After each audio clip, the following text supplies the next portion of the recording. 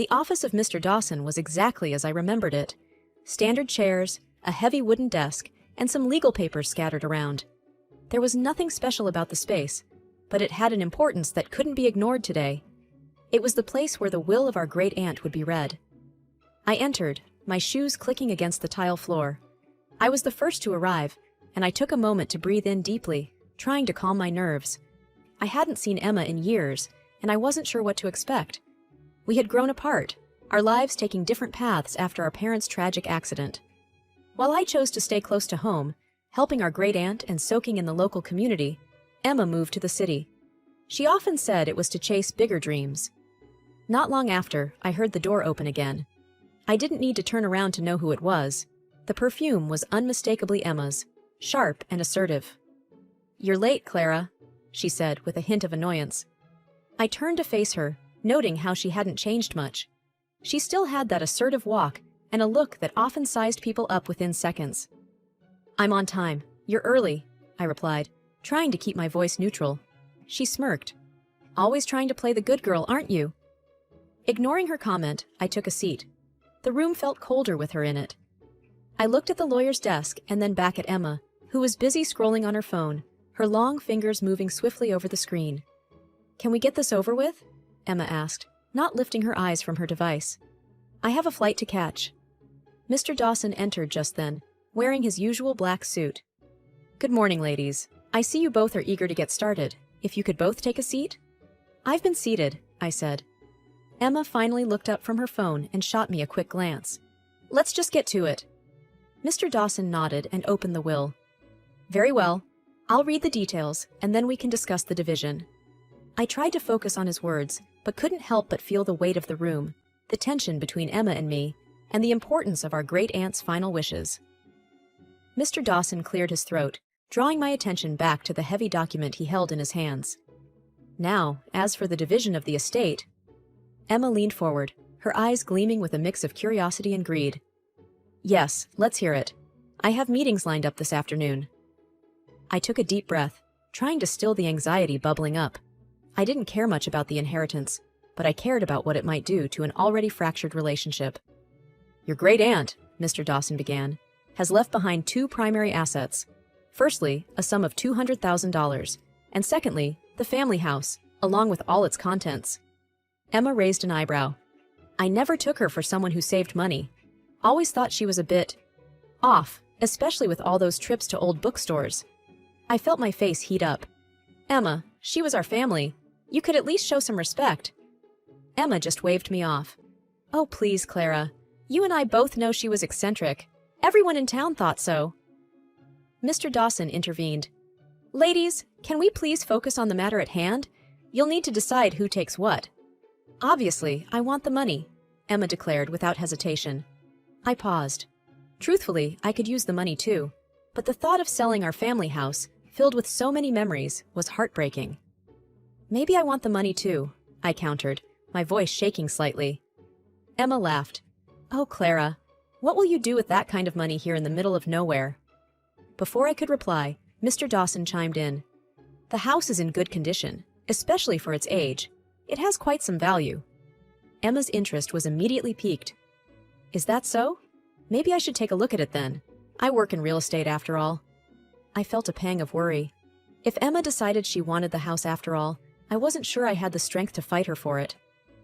As Emma mulled over her options, Mr. Dawson leaned over, pulling out an envelope from his drawer and handing it discreetly to me. "Your great-aunt wanted you to have this," he whispered so that only I could hear. Written on the envelope were two words: Yellow Room. Curious, I tucked the envelope into my bag, deciding to look at it later when I was alone. Emma, seemingly having made up her mind, announced, "All right, let's go see this house. But I'm warning you, Clara, if it's not up to standard, I'm taking the money." I nodded. "All right, let's go." The drive to the old family house felt longer than I remembered. Trees seemed to stretch endlessly on both sides of the road, occasionally giving way to open fields. There was something comforting about this familiar journey, even if the circumstances were anything but. Emma drummed her fingers on the steering wheel impatiently. "It's been ages since I came down this road. I had forgotten how much I hated it." "Why did you hate it?" I asked, genuinely curious. This place was always too quiet, too slow for me. I always felt like a bird trapped in a cage. Remember how I always talked about leaving? I nodded. Yeah, but I never thought you actually would. Emma scoffed. Of course I would. There's a whole world out there. But look at you. Still stuck in this town, living the same life day in, day out. I looked out the window. It's home, Emma.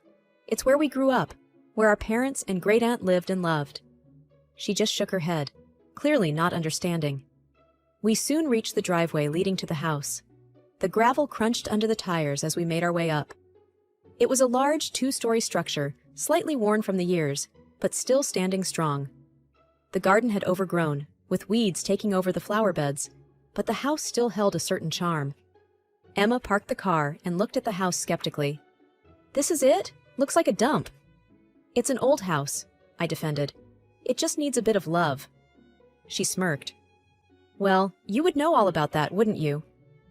Ignoring her jab, I headed towards the front door, key in hand. As I turned the lock and pushed the door open, memories flooded back.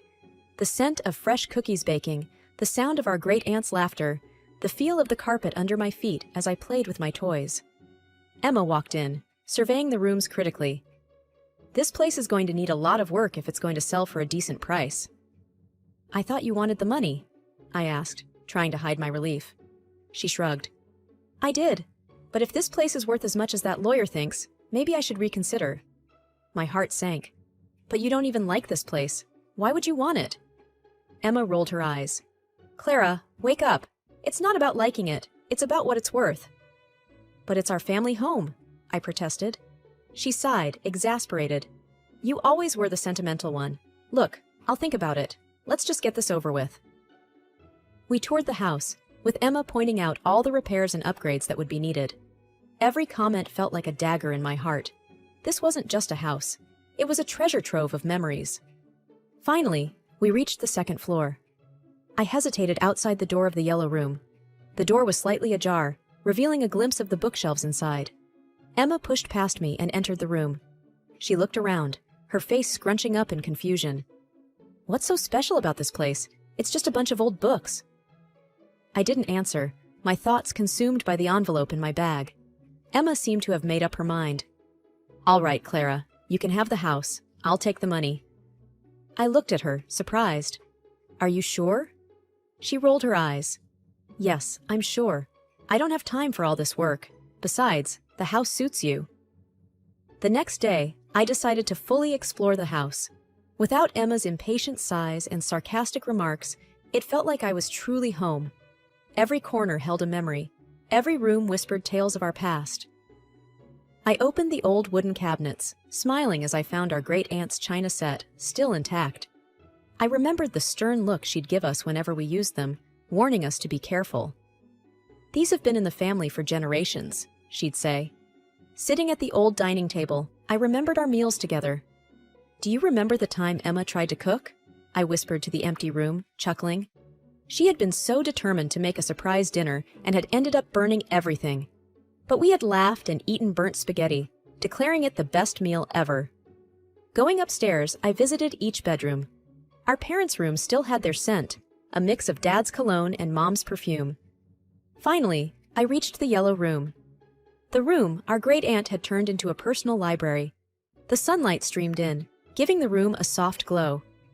I ran my fingers over the spines of the books, each one telling not just its own story, but a bit of ours as well. Picking up a random book, I opened it and found a note scribbled in our great-aunt's handwriting. For Clara, when you're old enough to appreciate the beauty of words. I smiled, tears forming in my eyes. She had always said I had a love for stories. I remembered the nights she'd read to us. We'd sit, wrapped in blankets, hanging on to her every word. Sometimes, if we were lucky, she'd tell us tales of her own youth, stories not found in any book. Curiosity piqued, I searched the room for more notes. And there it was, another note inside a thick, leather-bound book.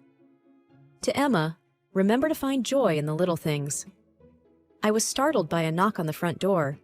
Wiping away my tears, I headed downstairs. Opening the door, I found Mrs. Green, our old neighbor. "Oh, Clara!" she exclaimed. "I saw you come by yesterday. Thought I'd come and say hello." Mrs. Green, it's been ages, I said, pulling her into a warm hug. She smiled. How's Emma? She's Emma, I replied, not knowing how else to describe the complex relationship we had. Mrs. Green chuckled. You two always were like chalk and cheese, but deep down, I know she cares for you. I nodded, hoping that was true. After some tea and more reminiscing, Mrs. Green left, leaving me with a feeling of warmth and gratitude. Weeks turned into months. I grew more and more accustomed to the house and the comfort it provided. The yellow room became my refuge. Every evening after work, I'd sit in there, poring over the books. It wasn't just a hobby, it felt like a purpose. My great-aunt's collection was vast, and I believed there had to be more to it than just reading pleasure. One evening, while leafing through an old history book, I stumbled upon a folded paper tucked between its pages. Unfolding it, I found a list of book titles, some of which sounded familiar. Scribbled next to each title were numbers, possibly prices or maybe codes. My heart raced. Could this be a clue? The next day, with the list in hand, I visited a local bookstore to seek some guidance. Mr. Roberts, the owner, was a friend of my great-aunt's. Mr. Roberts, I began, showing him the list. Do you recognize any of these titles? He peered at the list, adjusting his glasses. Well, Clara, some of these books are indeed rare. They'd fetch a good price if in decent condition. Your great-aunt and I used to discuss these. She had quite the collection. I beamed. So, they're valuable? Yes, he replied. Very. Especially if they are first editions or have some sort of historical significance. But remember, their worth isn't just monetary. They hold knowledge, stories, and history. Over the next few weeks, with Mr. Roberts' help, I began cataloging the books, verifying their editions, and checking their potential value. The results were astounding. Many of the books were first editions, and some even had handwritten notes by authors. One day, as I was cataloging a book on ancient civilizations, a small envelope fell out. It was addressed to me. My hands trembled as I opened it. Inside was a letter from my great-aunt. Dear Clara, it began, if you're reading this, it means you've delved deep into my collection. I always knew your curiosity would lead you here. These books are my legacy to you, not just in monetary value, but in knowledge. I hope they serve you well. Tears filled my eyes. My great-aunt had planned this all along. It wasn't about the money. It was about the journey, the search for knowledge, the legacy. Feeling a sense of responsibility, I decided to restore and preserve the books. The idea of opening a bookstore began to form in my mind, a place where others could cherish these works as much as my great-aunt did. One evening, as I was engrossed in my plans, my phone buzzed. It was a text from Emma. Hey, heard you found something valuable in that old house. Don't think this changes anything. I sighed. Emma still saw everything in terms of money. I typed back, it's not about the money, Em. It's about preserving a legacy. The transformation of the ground floor of my great-aunt's house into legacy books was nothing short of magical. It was more than just a business. It was a reflection of my past and my dreams for the future. As word spread, more and more people began to visit. Schools arranged trips, and local book clubs made it their meeting point. One day, a popular Instagram blogger dropped by and gave us a shout-out. The popularity of legacy books skyrocketed. Late one evening, as I was winding down, my phone buzzed. It was a call from Emma. We hadn't spoken since our unpleasant encounter after the will reading. I hesitated but answered, Hello? Clara, Emma's voice dripped with sarcasm. I've been seeing your little project all over social media. Quite the success story, aren't you? Taken aback, I replied, Yes, Emma. The bookstore is doing well. What do you want? I want what's rightfully mine, she snapped. You owe me, Clara. Owe you? I took what was left to me in the will, and I made the most of it. That's it. She scoffed. Of course, playing the innocent card. Well, here's the deal. You're going to give me some of that money you're making. Why would I do that? Because, her voice turned cold, if you don't, things are going to get very uncomfortable for you. You've got a reputation now, and it'd be a shame if something were to tarnish that. I felt a rush of anger. Are you threatening me? She laughed, but it was devoid of any warmth. Consider it a friendly advice. Think about it. The line went dead. I sat there for a long time, processing the conversation. The audacity of Emma's demand was shocking. Threatening me over something I had worked so hard for felt like the ultimate betrayal. The next day, I met with Mr. Roberts and told him about the call. He listened quietly and then said, "I suggest you be careful, Clara. But remember, you've earned every bit of your success. Don't let anyone take that away from you." I nodded, determination filling me. "I won't. No matter what Emma says or does, I won't let her destroy what I've built." Mr. Roberts patted my hand. "That's the spirit. And if you ever need any help, you know where to find me." "Thank you," I replied, feeling grateful for the unwavering support. The clock struck midnight, and I was still at Legacy Books, reorganizing a new shipment that had come in earlier. I decided to take a short break, heading to the back to make myself some tea. Suddenly, the fire alarm blared. Panic surged through me. I ran towards the main floor, and thick black smoke filled the air, making it hard to see or breathe. I coughed, covering my mouth with my arm. I stumbled my way to the front door, forcing it open, and fresh air met my lungs.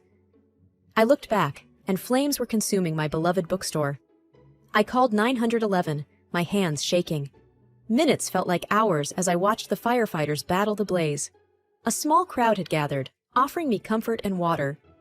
As the fire was brought under control, a sinking feeling took hold. Was this Emma's doing? The next morning, a fire investigator named Mr. Dawson approached me. "Miss Clara," he began, "we suspect this fire was no accident. It seems to have been started intentionally." My heart raced. "Do you have any idea who might be behind this?" He looked at me with sympathetic eyes. "We found traces of accelerant. We'll be looking into it. Do you have anyone in mind who would do this?" I hesitated, but then decided to tell him about Emma and her threats. He nodded, taking notes. "We'll look into it. In the meantime, be cautious." Days later, Mr. Dawson contacted me with news.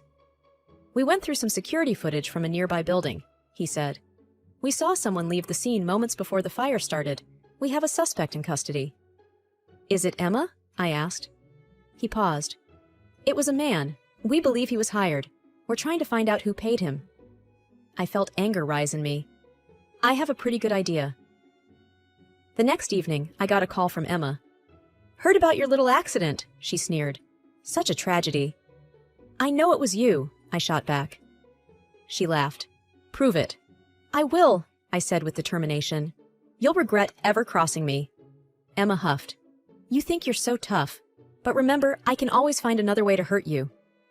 "Is that another threat?" I asked. "Just a fact," she replied before hanging up. One day, Mr. Dawson called.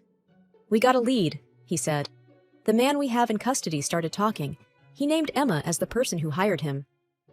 I smiled, feeling a weight lift off my shoulders. "What happens next?" "We have enough to arrest her," he confirmed. The next time I saw Emma, she was in handcuffs, her defiant look replaced with one of fear. The courtroom was abuzz with low conversations and the shuffle of papers as I made my way inside. Finding a quiet corner, I took my seat, trying to compose the emotions swirling inside me. As Emma was brought in, she seemed a mere shadow of her former self. The arrogance, once so evident in her posture and demeanor, was replaced with a downtrodden, subdued look. Her eyes darted around nervously, avoiding mine when they briefly met. When the evidence was presented, it was clear. Emma had willingly and deliberately committed her crimes, driven by an overwhelming greed. Her actions were indefensible. The judge's final declaration resonated in the room. "Emma Turner, you are hereby sentenced to 10 years in prison and are required to pay a fine of $500,000. I felt a strange mix of relief and sorrow. Was this the sister I grew up with? The one who shared secrets, dreams, and childhood memories with me? It was evident now that her desire for money had overshadowed any love or kinship. After the trial, as people began to leave the courtroom, Emma turned to look at me one last time. She was led away, and I remained seated, processing the weight of the events. In the days that followed, I threw myself into my work. Legacy Books became my sanctuary. Friends, both old and new, became my pillars of strength. Lucy, in particular, was always there, offering words of encouragement or just sharing a cup of coffee during quiet moments. As weeks turned into months, the store flourished. One evening, while organizing some books, Lucy asked, "What's next for you?" I want to grow, I replied, looking around the store. Not just here, but personally. I want to explore, learn, and experience more of what life has to offer. She smiled. I'm sure you'll do great things, and I'll be here, cheering you on. The past held painful memories, but the future beckoned with promise. I had faced betrayal at its worst, but it had only made me stronger.